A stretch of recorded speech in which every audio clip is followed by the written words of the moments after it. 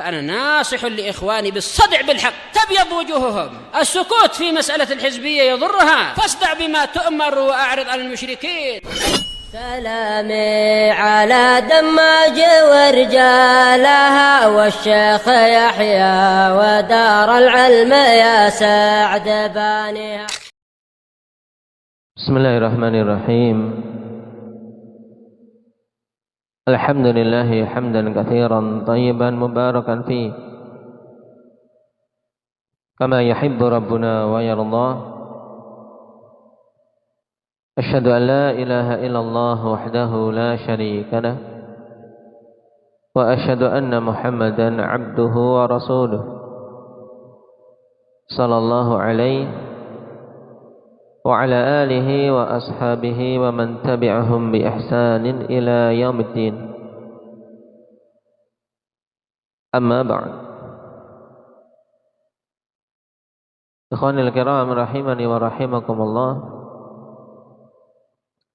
Pertemuan yang lalu kita masuk pada pembahasan ketiga dari kitab Al-Wajibat ini, yaitu terkait syurut la ilaha illallah. Yang ini merupakan pembahasan penting dikarenakan banyak manusia menyangka bahwasanya la ilaha illallah ini cukup hanya sekedar dengan mengucapkannya saja. Walaupun dia tidak tahu maknanya, walaupun dia tidak menunaikan konsekuensinya dan melanggar hal yang harus dijauhi. Makanya betul-betul hendaknya pembahasan ini dipahami dengan baik. Tapi sebelum kita lanjutkan terkait syurut la ilaha illallah, hal ini dipahami dari mana? Bahwasanya la ilaha illallah itu ada syarat-syarat yang harus dipenuhi sehingga bermanfaat bagi yang mengucapkannya di dunia maupun di akhirat.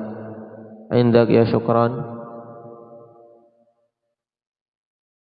Dari tatabbu' dan istiqra' dalil-dalil Al-Quran dan As-Sunnah, dari hasil penelitian dan penelaahan yang sempurna terhadap dalil-dalil dari Al-Quran dan As-Sunnah, maka didapati bahwasanya la ilaha illallah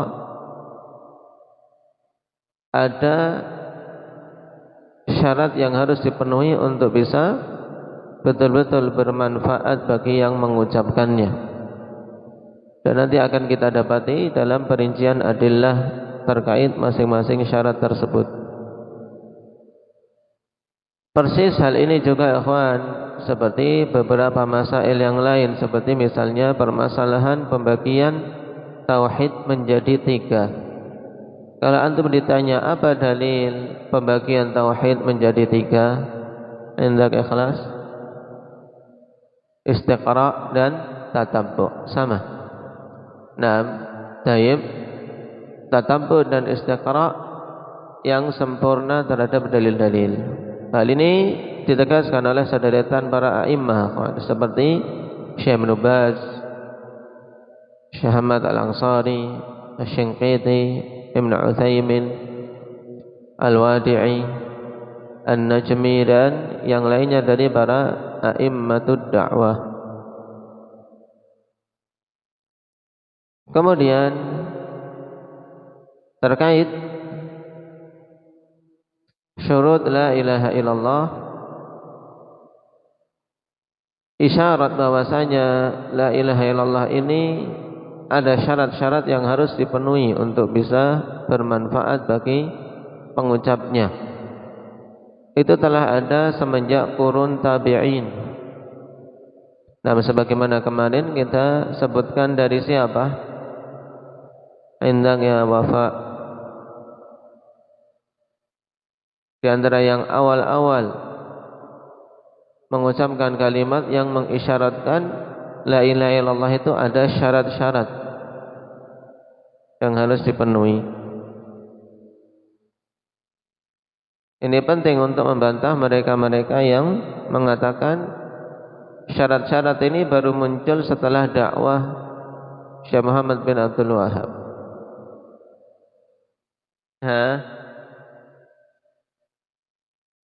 Hendak Abdullah siapa? Al-Hasan Al-Basri, demikian pula siapa?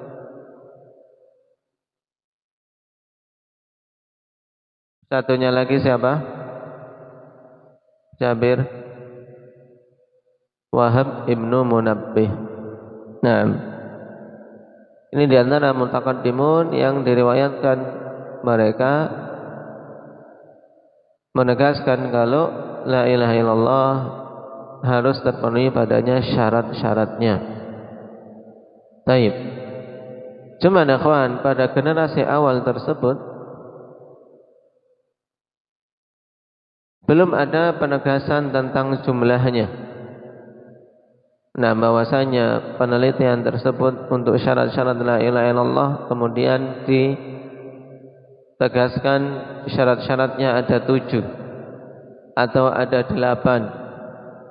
Nah, di kalangan mutaqaddimin belum dijumpai penetapan yang demikian. Baru muncul ikhwan, yang pertama kali bisa didapati dalam literatur ilmiah, yaitu yang menyebutkan pertama kali adalah Al-Allamah Abdurrahman Ibnu Hasan. Al-Allamah Abdurrahman Ibnu Hasan Al-Syaikh dalam kitab beliau Fathul Majid, syarah kitab Tauhid. Nah, beliau menetapkan bahwasanya syarat-syarat tersebut ada 7.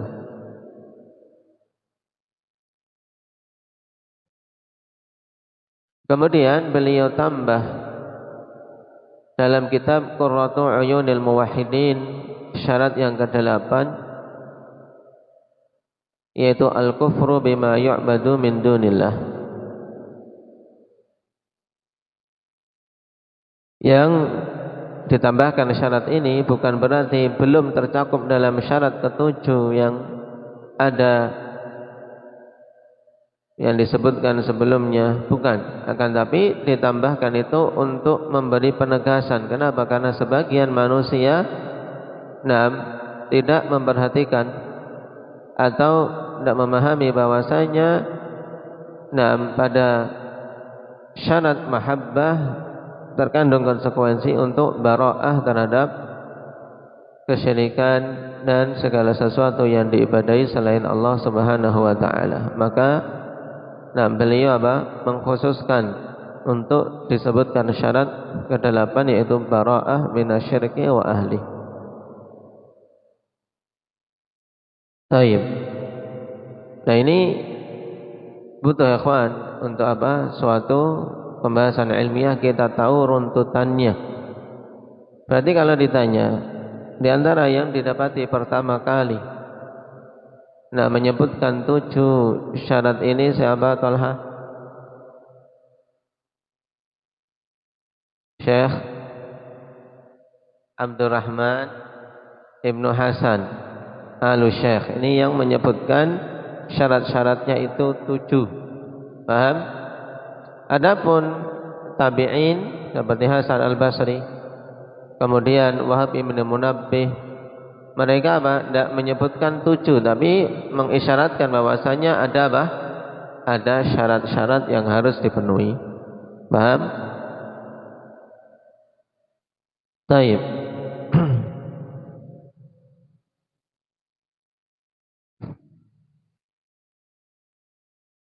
Qala al-awwalu al-ilmu bima'naha nafyan wa itsbatan.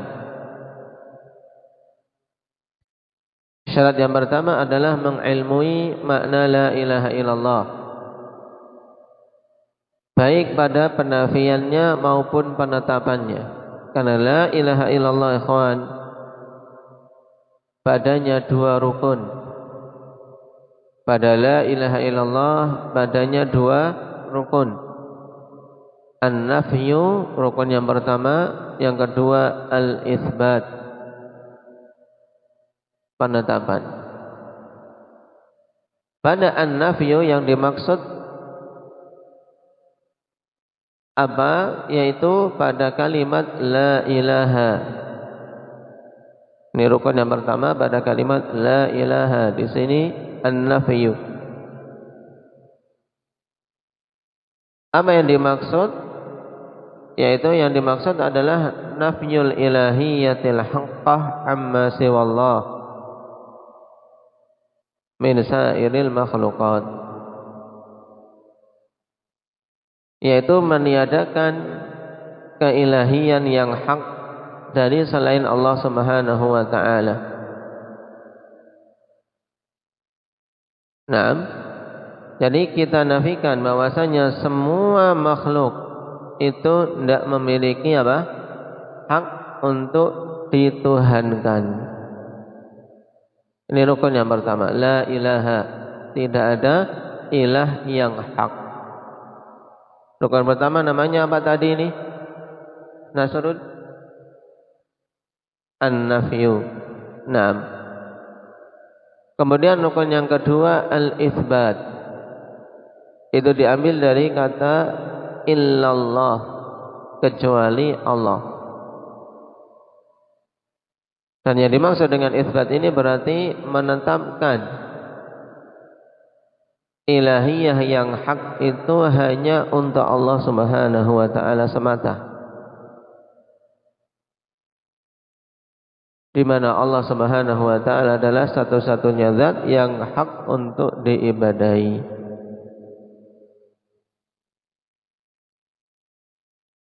Ini dua rukun la ilaha illallah. An-nafyu pada la ilaha, al-itsbat pada illallah.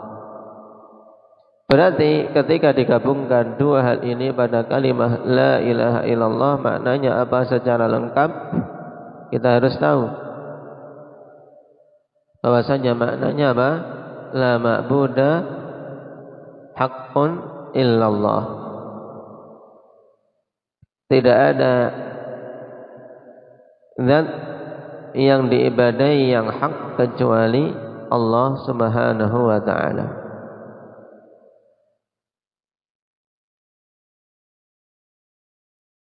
Dan di antara hal yang penting untuk diilmui juga bagi para penuntut ilmu adalah i'rab dari kalimat ini, ikhwan. Karena ketika kita memahami i'rab dari kalimat la ilaha illallah, nah, kita akan apa?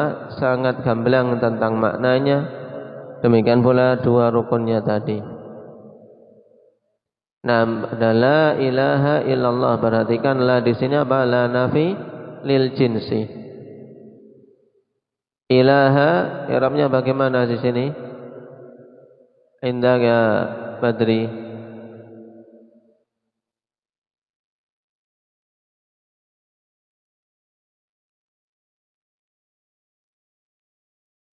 Naam, ilaha ismula mabniyun 'alal fathi fi mahalli nasbin. Naam.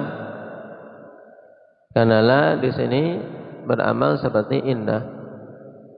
La ilaha. Naam. Terus khabarnya mana Ismail? Khabarnya mahdhuf, takdirnya haqqun. Naam. Makanya akhwan, penetapan makna la ma'buda haqqun atau la ilaha haqqun itu lebih bagus sebagaimana diungkapkan oleh Syekh Ibnu Utsaimin rahimahullahu taala dibandingkan yang memaknakan la ma'buda bihaqqin atau la ilaha bihaqqin. Kenapa? Karena dia tidak menggunakan huruf jar, tidak perlu mendatangkan huruf jar, bisa. Sehingga kita munculkan la ma'buda haqqun atau la ilaha haqqun illallah. Illallahu, kecuali Allah. Illa adatul istifna, Allahu apa? Mustathna mulghah. Naam. Taib alal badaliyah, sebagai badal dari apa? Sebagai badal dari apa, Hudzaifah?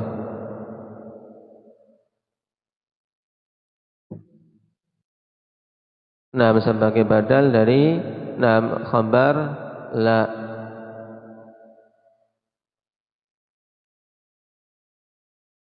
Berarti kita telah mengetahui makna dari la ilaha illallah dan rukun-rukunnya. Bahwasanya maknanya tadi apa?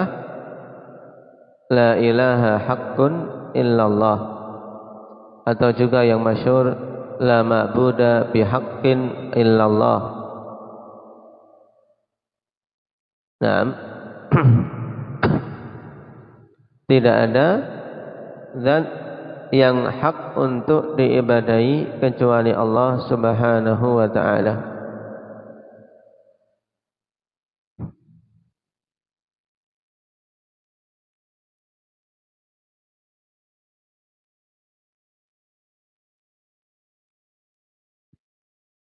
Dan di sana ada sederetan makna-makna penafsiran dari la ilaha illallah yang batil,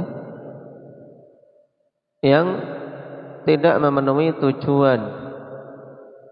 Rasulullah sallallahu alaihi wasallam menyeru orang-orang musyrikin untuk mengucapkannya. Nah, di antara mana-mana yang batil tersebut, yang pertama la ma'buda illallah. La ma'buda illallah ini yang dalam istilah kita diungkapkan tidak ada Tuhan selain Allah. Makna ini batil atau hak akbar?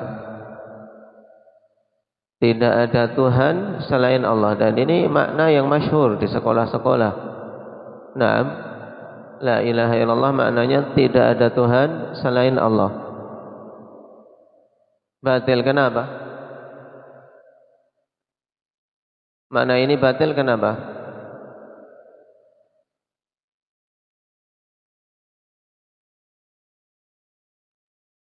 Karena pada kenyataannya di sana ada Tuhan-Tuhan selain Allah. Ada enggak, Hanif? Tuhan-Tuhan selain Allah? Hah? Ada tidak, Muhammad? Ada, cuman apa? Tuhan-Tuhan yang apa? Yang batil. Tayyib. Di sana ada Tuhan-Tuhan selain Allah, tapi Tuhan-Tuhan tersebut Tuhan-Tuhan yang batil. Allah Subhanahu wa ta'ala telah tetapkan adanya alihah, fama aghnat anhum alihatuhumul lati yad'una min dunillahi min syai' lamma jaa amru rabbik.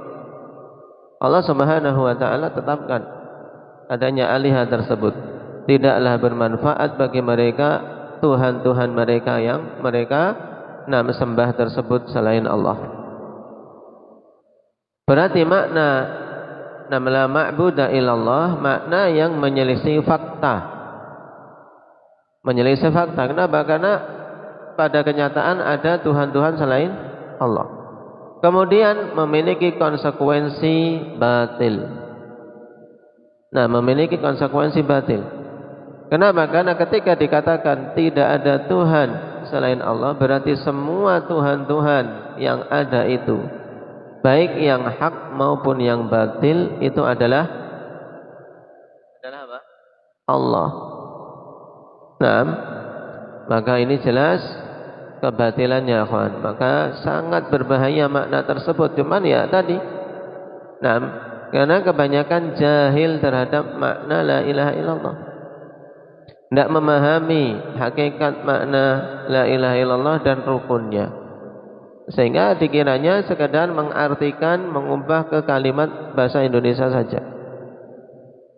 La ilaha illallah, akhirnya tidak ada Tuhan selain Allah.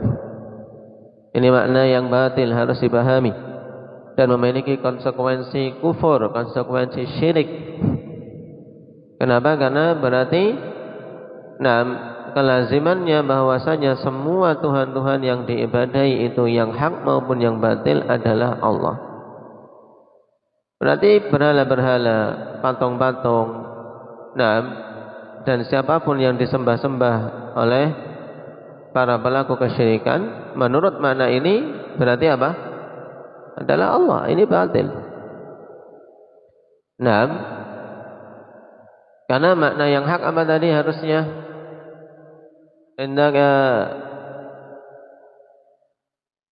Siapa itu? Umar.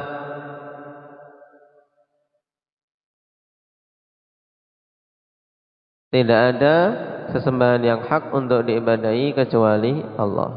Baik. Makna kedua yang batil juga yang masyhur ya kawan. Naam, la ilaha illallah dimaknakan dengan la khaliqa illallah. La khaliqa illallah. Tidak ada pencipta kecuali Allah. Dari sisi fakta, ungkapan la khaliqa illallah benar atau salah? Indak.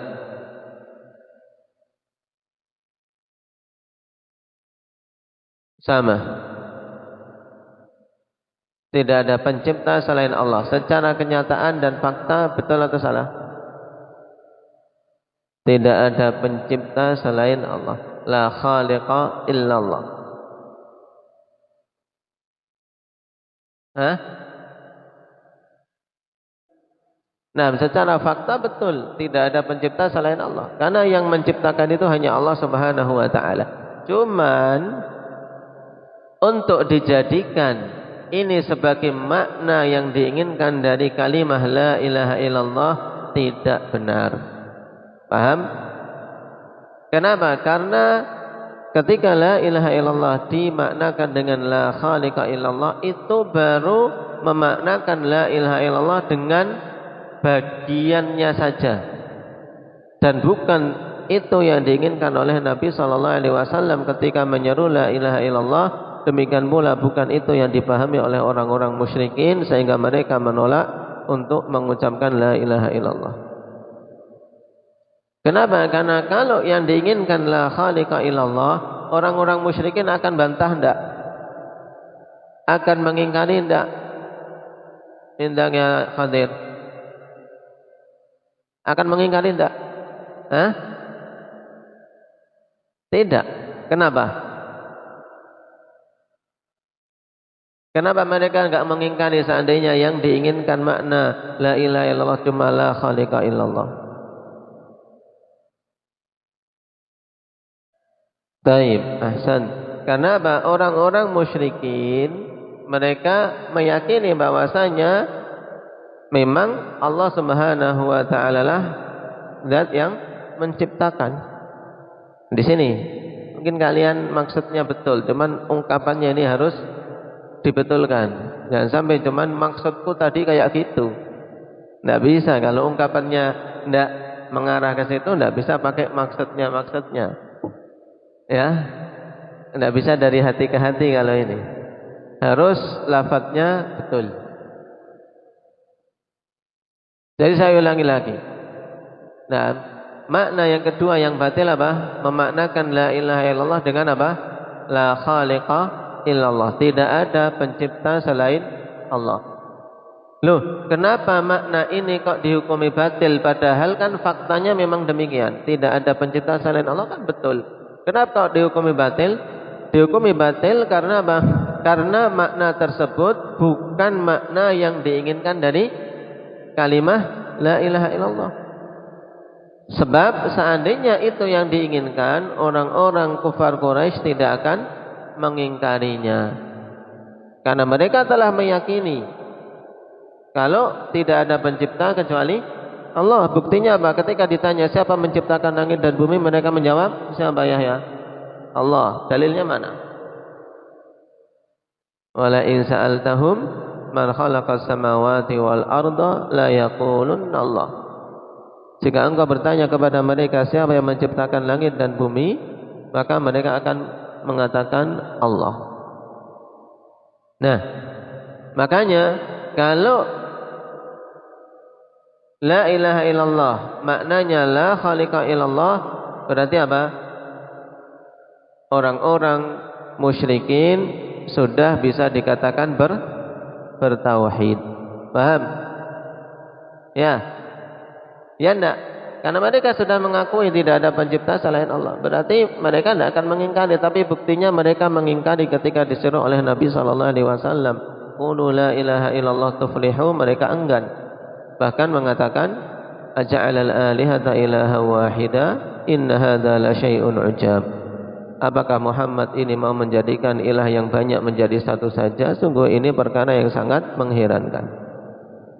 Nah, baik, ini makna kedua yang batil, antum pahami dengan baik. Berarti kesimpulannya makna ini batil. Nah, bukan karena apa? Bukan karena menyelisih fakta. Faktanya benar.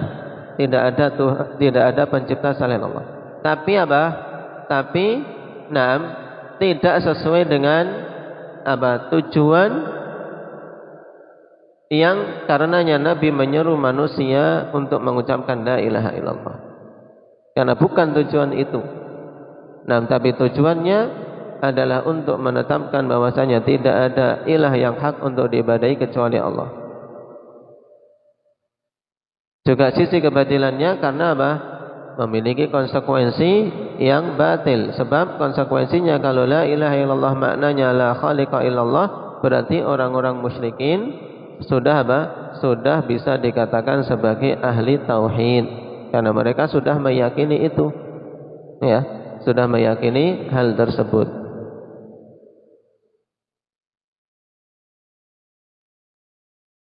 Sehingga bisa dikatakan ungkapan la khaliqa illallah ini adalah tauhidul musyrikin.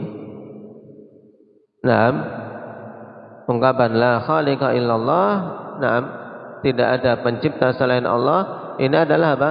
Tauhidul musyrikin, seruan tauhid orang-orang musyrik.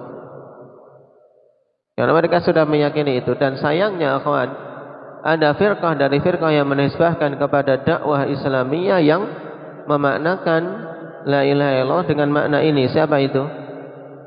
Seperti kelompok mana? Abah Badri. Seperti kelompok tabligh, Jama'atut Tabligh. Mereka apa? Menyerunya ini la khaliqa illallah, tidak ada pencipta kecuali Allah. Ahli filsafat. Ahli filsafat ujung-ujungnya dengan teori-teori yang banyak, ujung-ujungnya apa? Hanya untuk menetapkan perkara yang orang-orang musyrikin sudah meyakininya. Tidak ada faedahnya. Karena mereka ujungnya hanya apa? Mengakui bahwasanya tidak ada pencipta selain Allah. Baik. Kemudian makna ketiga yang batil juga, yaitu la hakimiyata illallah. La hakimiyata illallah. Tidak ada penetap hukum kecuali Allah Subhanahu wa ta'ala. Ini juga batil bukan karena menyelisihi fakta. Karena faktanya memang Allah penetap hukum satu-satunya, tapi karena apa? Karena kurang. Karena kurang. Bukan maksudnya la ilaha illallah yang disuruh oleh Nabi itu makna tersebut. Berarti hampir sama ikhwan makna kedua dengan makna ketiga ini. Kedua-duanya memaknakan la ilaha illallah dengan sebagiannya saja. Jadi makna ini makna batil dan kurang. Dan sayangnya ikhwan, terkadang didapati pada buku-buku, tulisan-tulisan, bahkan dalam apa? Dalam pelajaran yang diajarkan di sekolah-sekolah, nas'alullah al-afiyah. Kalian harus pahami tiga makna batil tersebut. Setelah kita tahu tentang makna la ilaha illallah yang hak dan makna yang beredar yang salah tentangnya, perhatikan dalil-dalil yang disebutkan di sini untuk dihafal. Qala adillatu hadhihi syuruti min kitabillahi ta'ala wa min sunnati rasulillahi sallallahu alaihi wasallam. Dalilul ilmi qauluhu ta'ala fa'lam annahu la ilaha illallah. Sekarang dimulai dari ilmu. Dalil dipersyaratkannya ilmu, yaitu apa tadi? Mengilmui makna la ilaha illallah dari sisi penafiannya maupun dari sisi itsbatnya.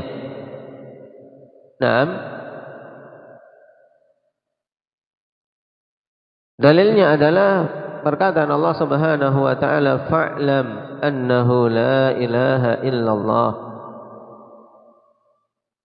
Perhatikan, Allah Subhanahu wa ta'ala perintahkan di sini fa'lam, yaitu ilmuilah. Baik. ilmuilah bahwasanya tidak ada ilah yang hak untuk diibadahi kecuali Allah Subhanahu wa taala.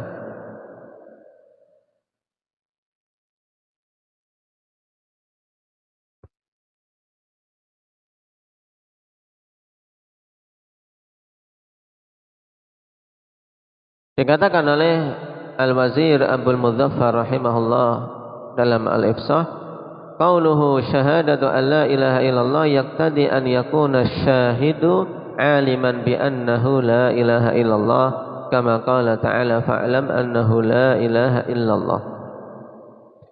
Berarti seorang ketika bersaksi akhwan, nah dari ungkapan dia bersaksi saja sudah apa? Sudah terkandung persyaratan ilmu, karena tidak dikatakan bersaksi kecuali harus di atas ilmu. Makanya dalil yang kedua yang dibawakan di sini wa qaunuhu illa man syahida bil haqqi wa hum ya'lamun, kecuali yang bersaksi dengan hak, yang mempersaksikan al-haq ay at-tauhid.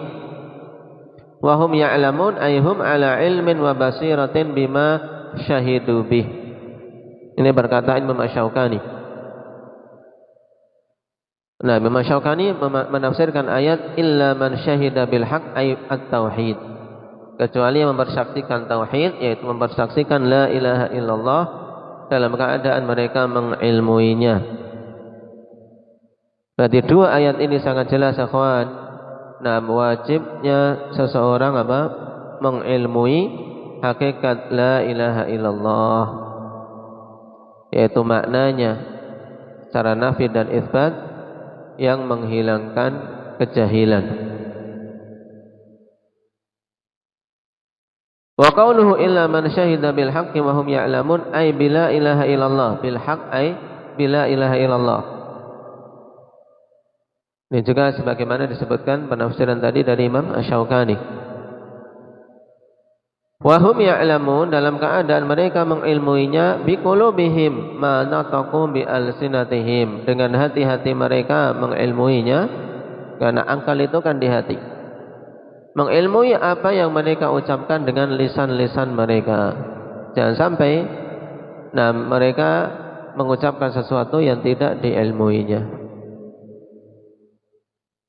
Wa minas sunnah, adapun dalil dari as-sunnah al-haditsu tsabit fi sahih an Utsman radhiyallahu anhu qala Rasulullah sallallahu alaihi wasallam man mata wa huwa ya'lamu annahu la ilaha illallah dakhalal jannah. Dalilnya adalah hadis yang tsabit dalam as-sahih dari Utsman radhiyallahu anhu.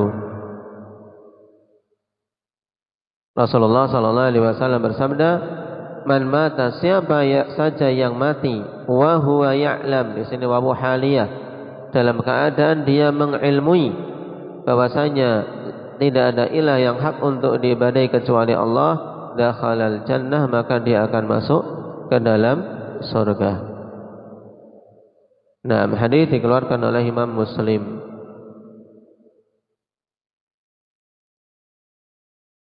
Maka hadis ini sangat jelas akhwan, penegasan wa huwa ya'lam, berarti tidak cukup dia mengatakan la ilaha illallah saja kalau tidak mengilmuinya, wajib mengilmui maknanya, karena tidak dikatakan bersaksi dengan benar kalau dia tidak mengilmui perkara yang dipersaksikan. Naam. Baik. Ini dalil yang paling sharih tentang apa? Persaksian atau tentang apa? Dipersyaratkannya ilmu dalam as-sunnah. Dan dalil yang lain sebagai tambahan yang telah antum hafal ikhwan, untuk ditambahkan karena sudah dihafal, yaitu hadis Ubadah bin Samit yang disebutkan di awal-awal kitab Tauhid, man syahida an la ilaha illallah wahdahu la syarika lah wa anna Muhammadan abduhu wa rasuluhu wa anna Isa abdullahi wa rasuluhu wa kalimatuhu alqaha ila Maryam wa ruhum minhu wal jannatu haqqun wan naru haqqun adkhalahu Allahul jannah ala ma kana minal amal. Sisi pendalilannya mana ikhwan? Dari man syahida. Taib, siapa saja yang bersaksi. Taib, dikatakan syahida, bukan sekedar mengucapkan, tapi mempersaksikan. Tidaklah dikatakan mempersaksikan dengan benar kalau hanya sekedar mengucapkan, tapi harus dia mengucapkannya dalam keadaan mengilmuinya dan meyakini apa yang dipersaksikan. Taib. Taib. Ini persyaratan ilmu, akhwan.